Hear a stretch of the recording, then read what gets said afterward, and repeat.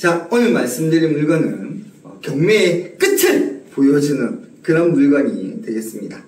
자, 경매는 유찰이 될 때마다 가격이 떨어지는데요.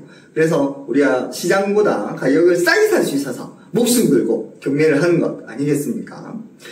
가격이 얼만큼 떨어지느냐 하는 것은 법원마다 조금씩 다릅니다. 예를 들어서 부산이나 서울 같은 경우에는 20%씩 떨어지고요. 대구, 경기도, 인천, 울산 이런 곳들은 30%씩 떨어집니다. 그리고 강주 법원 같은 경우에는 처음에 1회 유찰이 될 때는 30%가 떨어지고요. 2회 유찰 때부터는 20%가 떨어지는 이런 방식으로 경매가 진행되기도 합니다. 그래서 법원마다 떨어지는 비율이나 방식이 좀 다르다 이렇게 생각을 하시면 되는데요. 자, 그러면 가격이 떨어진다고 했는데 얼마까지 가격이 떨어지겠습니까? 몇 차까지 경매가 진행되겠습니까? 5차? 10차? 아니면 내 몸이 건강해지는 17차? 자, 경매는 횟수 제한은 없습니다. 물건이 팔릴 때까지, 쇠뿔 부러질 때까지 경매가 진행이 되는데요. 그렇다고 해서 무제한 경매가 진행이 되는 것은 아니고 무잉여라는 것이 될 때까지 경매가 진행이 됩니다. 자, 무잉여라는 것은 잉여가 없다. 예를 들어서 제가 경매 신청을 했잖아요. 그러면 제가 단돈 100원이라도 10원이라도 받아갈 게 있어야 된다는 거죠.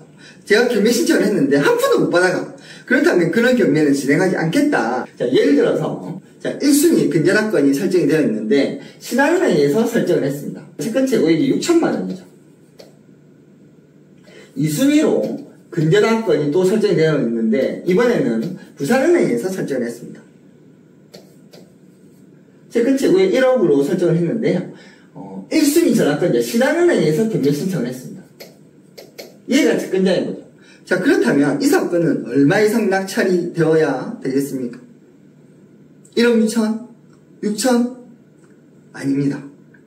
600만원, 60만원에 낙찰이 돼도 상관이 없는 거죠. 왜냐면 그 60만원이라는 잉여를, 그 돈을 경매신청의 채권자가 받아갈 수 있지 않습니까? 그래서 여기서 말하는 잉여라는 것은 채권 전액을 받아가는 것을 말하는 것이 아니라 조금이라도 받아갈 게 있으면 된다. 자, 그런데 만약에 신한은행이 아니라 2순위 저당권자 부산은행에서 경매 신청을 했지 않습니까? 부산은행이 채권자입니다. 그럼 이 사건은 얼마 이상 낙찰이 되어야 되겠습니까?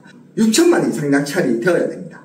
그래야 선순위 채권자가 배당을 받고 남는 돈을 얘가 받아갈 수가 있다는 거죠. 그래서 이렇게 무잉여라는 것은 후순위 채권자가 경매 신청했을 때 발생할 수 있는 문제다.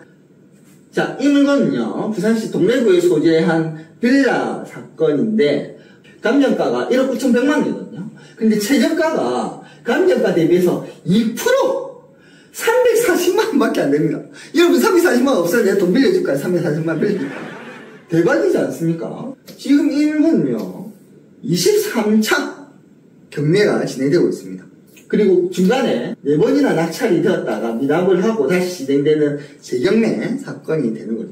자, 이 물건에서 살고 있는 세입자는요 대입신고를 14년 9월 12일 날 했는데 그러면 당연히 14년 9월 13일 0시에 발생하지 않습니까? 자, 그런데 이 집의 말소기 인권리는 먼저 설정된 이 가압류거든요. 근데 이 가압류가 17년 8월 21일이니까 전입일자가 훨씬 빠르지 않습니까? 그래서 저 세입자는 대항력이 있는 세입자가 되겠습니다.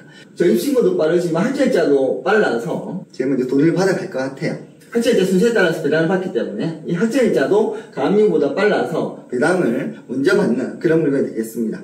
자, 그런데 여러분 이거 한번 보시죠. 예를 들어서 이 물건처럼 선순위 대항력이 있는 임차인이 보증금이 1억 6천만 원에 살고 있습니다. 그런데 그 집을 제가 1억 6천만 원에 낙찰을 받았습니다. 그럼 그 1억 6천만 원을 세입자가 돈을 먼저 받아갈 거지 않습니까? 그럼 저는 이 집을 1억 6천만 원에 사게 되는 거죠. 그런데 만약에 이 집을 제가 1억에 낙찰을 받았다. 그러면 그 1억이라는 돈을 세입자가 배당을 받아갈 거고요. 세입자가 못 받은 6천만 원은 낙찰자가 추가로 줘야 되는 거죠. 그럼 결국에 얼마에 사게 되는 겁니까? 1억이 낙찰받았지만 결국 1억 6천만 원에 이 집을 사게 되는 거죠. 자, 또는 이 집을 1,000만 원에 낙찰받았습니다. 그러면 그 1,000만 원을 세입자는 배당을 받아갈 거고 못 받은 1억 5천만 원을 추가로 1억 5천만 원을 줘야 되기 때문에 결국 1억 6천만 원에 이 집을 사게 되는 거죠. 바로 그러한 점 때문에 이 물건은 계속 낙찰되지 않고 300만 원까지 가격이 떨어져 있는 물건이 되겠습니다. 자, 그런데 이게 또 반전이 조금 있거든요. 이 물건에서 지금 몰수된 보증금 얼마인지 한번 보도록 하겠습니다. 자, 처음에 최저가 1억 5,280만 원일 때 1억 6,300만 원에 낙찰이 됐지 않습니까? 이 사람은 얼마의 보증금을 납부했겠습니까? 최저가 10%인 1,528만 원을 납부를 했었던 거죠. 그래서 미납을 해서 다시 진행이 됐기 때문에 지금 이 사람은 1,528만 원 몰수당했다. 자, 두 번째는 4,005만 6천 원일 때 4,006만 원에 낙찰을 받았으니 이때는 재경매 사건이죠. 앞에 한번 미납을 해서 다시 진행되는 재경매 사건이었기 때문에 보증금이 20%였을 거고요. 그러면 대략 800만 원이라는 보증금을 법에 납부를 하고 입찰 진행을 했을 겁니다. 그래서 몰수된 돈이 800만 원이고요. 자, 다음은 2,050만 9천 원일 때 입찰을 했으니까 이때는 대략 보증금이 400만 원이었을 겁니다. 그리고 마지막으로 672만 1천 원일 때 입찰했었던 사람은 보증금을 74만 원 정도 납부를 했겠습니다. 이 돈들이 모두 몰수가 되어서 법원에 지금 보관이 되어 있는데, 자, 이 돈의 합계는 그래서 대략 2,700만 원 정도 되겠습니다. 그래서 3천만 원에 가까운 돈이 몰수가 되어서 법원에서 보관 중인데요. 그런데 나중에 최종적으로 낙찰이 됐을 때 이 돈을 배당해 주는 거니까 이 집에는 지금 세입자가 재입신고도 빠르고 확정자도 빨라서 제일 먼저 돈을 받아갈 거거든요. 그러면 이 3천만 원에 가까운 돈은 세입자가 먼저 배당을 받는다라는 거죠. 그러면 보증금이 1억 6천만 원인데 3천만 원 몰수된 보증금으로 배당받으니 나머지 돈만 낙찰자 부담을 하면 되지 않겠습니까? 그래서 이 집은 결국 1억 3천만 원에 낙찰받는 그런 집이 될 수 있다. 자, 그런데 이제 여기서 하나 중요한 것은 이 세입자보다 먼저 배당받는 그런 돈들이 있는지를 봐야 되는데요. 기본적으로 이런 것들이 있습니다. 경매비용, 세입자보다 먼저 발생한 세금, 근로자들이 받지 못한 임금채가, 이런 것들을 잘 확인하시고 입찰을 하시면 되겠습니다. 그러면 의외로 또 우리가 시세보다 저렴하게 이 집을 취득할 수 있겠다. 오늘은 여기까지입니다. 감사합니다. 안녕.